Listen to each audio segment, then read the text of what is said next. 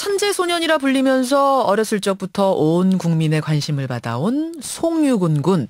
올해 17의 나이로 우리나라 최연소 박사가 된다고 해서 지난주 내내 떠들썩했었죠.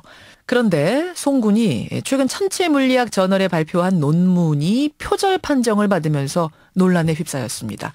애초에 송 군이 논문을 실었던 저널은 애스트로피지컬 저널, 즉 국제적인 천체물리학 학술지였는데요. 이 저널 측이, 학술지 측이 다시 조사를 해보니까 송 군의 이번 논문이 송 군 지도교수의 2002년도 논문과 80%가 일치한다. 이런 겁니다. 자, 어떻게 된 걸까요? 문제를 제기하는 과학계의 입장 들어보죠. 경희대학교 물리학과 남순건 교수 연결이 돼 있습니다. 남 교수님 안녕하세요. 예, 안녕하십니까. 남 교수님도 송 군의 논문이 표절이라고 보시는 건가요? 예, 이 논문을 가지고 예. 그 학술지에서 표절이라는 이유로 다시 철회를 시킨 것을 알고 있고요. 예. 그 후에 제가 그 두 논문을 비교를 한번 해봤습니다. 예. 보니까 상당 부분이 중복이 되는 것을 확인할 수는 있었습니다. 예, 그 전에 나온 논문이 이제 게재 논문이 아니고 프로시딩이라는 형태로 돼 있었기 때문에. 그러니까 지금 표절 대상이 됐다 주장하는 논문이 정식 논문이 아니고 학회의 발표 형태 자료, 프로시딩이었다 이런 거죠? 예, 프로시딩이었기 때문에 다시 발표하는 것이 괜찮다고 생각하셨던 것 같은데 그것이 중복이 되었기 때문에 거기서 문제를 삼아서 철회를 시킨 것으로 그렇게 알고 있고 저도 그렇게 생각을 하시고요. 근데 지금 이제 말씀하신 그 프로시딩이라는 부분, 송유근 군의 지도 교수이자 이 논문, 이번 논문의 제2저자인 이제 박석재 교수는 이렇게 말씀하세요.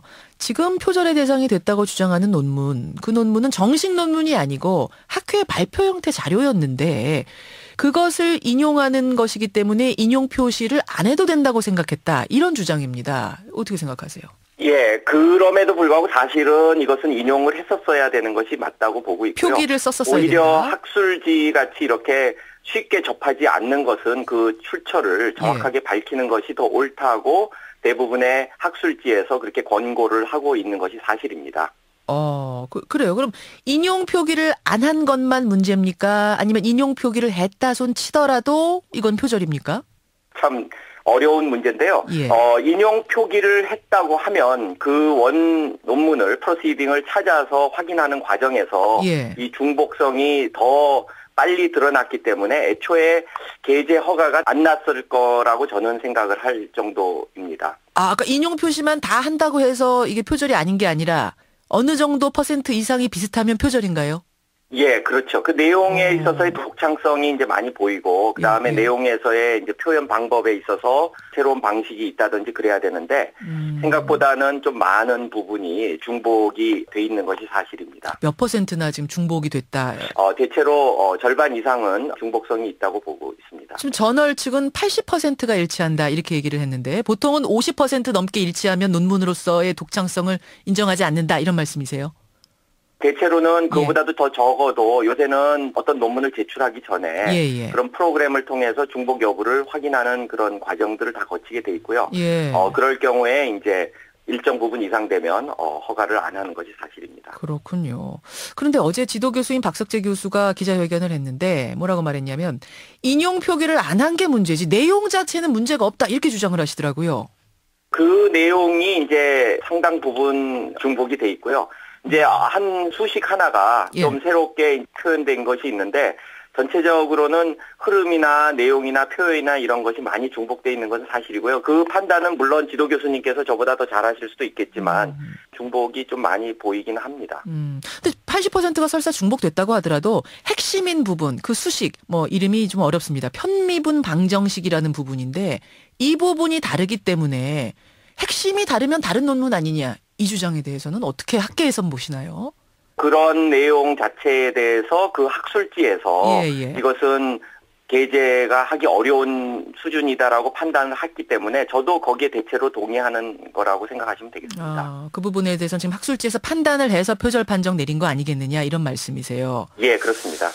근데 이제 박 교수, 지도 교수인 박 교수는 뭐라고 또 어제 말씀하셨냐면 이 논문의 그 핵심 부분은 전문가가 아니고서는 모르는데 이 전문 분야를 이해할 수 있는 전문가는 전 세계적으로도 20여 명밖에 없다.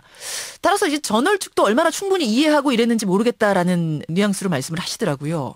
예, 많은 논문들이 사실 전 세계에 전문가가 그렇게 많지는 않은데도 그럼에도 불구하고 전체 흐름이나 이런 것은 사람들이 판단할 수 있도록 돼 있고요. 그렇기 때문에 여러 편집위원들이 그러한 내용을 감안해서 판단을 하고 있습니다. 그런 담긴 깊은 뜻도 있지만 이것이 또 많은 사람들에게 공개적으로 내는 내용이기 때문에 그 사람들이 봤을 때 납득할 만한 수준이 돼야 될 것 같고요. 그러기 위해서는 사실 논문을 내기 전에 학계에서 또 학술대회, 워크숍 이런 데서 이제 발표하는 과정에서 많은 이제 검증을 거치는 게 보통 상례인데 보통 그래요? 조금 그런 데서의 그런 검증 과정을 좀 덜 거치고 조금 약간 고립된 상태에서 된 연구가 아닌지 그런 우려를 좀 하고 있습니다. 논문이라는 게 학술지 저널에 딱 실리기 전에는 여러 사람들이 토론하고 검증하고 공개해서 뭔가 얘기하는 이런 과정이 있는 거군요. 예, 그렇습니다. 그래서 워크숍도 다니고 학술대회도 다니고 많은 박사과정생들도 그런데 다니면서 다른 사람의 의견도 듣고요. 피드백도 받고 하는 겁니다. 이러한 것은 노벨상을 나중에 받는 사람들도 대학원 과정에서 대부분 다 겪는 과정이라고 보시면 되겠습니다. 그렇군요. 근데 이번에는 그런 것 없이 한 번에 저널에 짜잔 하고 실린 케이스인가 보죠? 그 전에 이제 선행 연구가 그 지도 교수님이 하신 것이 있기 때문에 그거에 이제 기반을 해서 했기 때문에 그리고 그 분야가 비교적 좁은 분야이기 때문에 그럴 필요가 없다고 할 수도 있지만 그래도 많은 사람에게 노출되고 이제 피드백을 받는 과정에서 이런 거친 것들이 다듬어지는 것이 보통의 상례입니다. 그래. 남 교수님, 근데 그 애스트로피지컬 저널이라는 그 천체 물리학 저널이 권위가 있는 저널이죠? 예, 그렇습니다. 그렇죠. 근데 이 논문이 처음에는 이 저널의 심사를 통과했었거든요. 처음에는 그럼 어떻게 통과했을까요? 보통 저희가 심사를 하게 되면 뒤에 있는 참고 문헌들을 확인하고 그것과에 얼만큼 중복성 있는 걸 보는데 참고 문헌에 빠져 있고 이것이 이렇게 학술지에 실려 있던 것이 아닌 프로시딩에 있던 것이기 때문에 그것 과정을 놓칠 수가 있었던 거죠. 인용 표기를 그 과정을 얘기를 하는 것 같습니다. 그래, 그렇고. 박 교수 측에서는 지도 교수 측에서는 한국의 네티즌들이 하도 항의 메일을 보내니까 아마 저널 측에서 부담을 가지고 지금 이 심사 내용을 번복한 것이 아닌가 이런 추측도 하시는 것 같은데 그럴 가능성은 없습니까? 보통 학술지에서는 그런 네티즌의 의견보다는 철저하게 이제 학문적인 가치로서 이제 보통 그렇게 하는 것이 사실이고요. 이번에도 많은 경험이 있는 애스트로피지컬 저널에서 그렇게 하지 않았을까 하는 것이 제 짐작이지만 이 경우에는 보통의 논문과는 달리 이제 언론에도 많이 이제 노출이 되는 그런 과정이고 상당히 그런 면이 있기 때문에 그것도 전혀 배제하지 않았을까 싶긴 하는데요. 예, 알겠습니다. 항의 메일이 온다고 해서 세계적인 저널 학술지 측이 내용을 뒤집는다거나 이렇게 한다는 건 좀 상식적으로는 아닐 것 같긴 합니다만. 경희대학교 물리학과 남순건 교수를 지금 만나고 있습니다. 어쨌든 우리나라에서 주목받는 이제 천재라고까지 불리던 참 재능이 있는 소년인데 이번 일 때문에 상당히 곤란을 겪게 됐어요. 학자로서 보면서는 어떤 생각 드세요? 그렇죠. 사실 이만한 나이에 이만큼의 성과를 얻는 것이 쉽지 않은 것은 사실입니다. 그리고 상당히 과학에 대해서 오랜 동안 이 학생이 어릴 때부터 관심을 갖고 있는 것은 굉장히 긍정적으로 보고 있고요. 그리고 이제 과학을 하는 과정에서 일시적인 좌절은 얼마든지 있을 수 있거든요. 좌절? 그 세계적인 과학자들 성공하지 못해서 발표 못한 아이디어가 사실은 책상 서랍 속에 많이 들어있는 것이 사실입니다. 마치 빙산 같은 거죠. 그러니까 이 학생이 그러한 큰 틀에서 이런 것을 조금 좋은 경험으로 받아들여서 앞으로도 좀 더 좋은 성과를 얻었으면 하는 것이 제 바람입니다. 어차피 송유근 학생은 굉장히 어리기 때문에 지도 교수님이 조금 더 이런 것들을 세심하게 신경 써주셨어야 되는 거 아니냐 이런 비난도 나오는데요. 그런데 또 원체 재능이 있는 학생이니까 이제 의욕이 앞설 수도 있고요. 또 다른 것은 이제 대학원 과정이라는 것이 연한이 있거든요. 그러니까 이제 그 연한을 너무 오래 20년씩 할 수 있는 것도 아니고 그 연한에 또 맞춰야 되는 면도 있고 여러 가지 이제 고려를 하셨을 것입니다. 조금 더 찬찬히 봤었어야 된다 이런 아쉬움은 있는 거죠, 지금.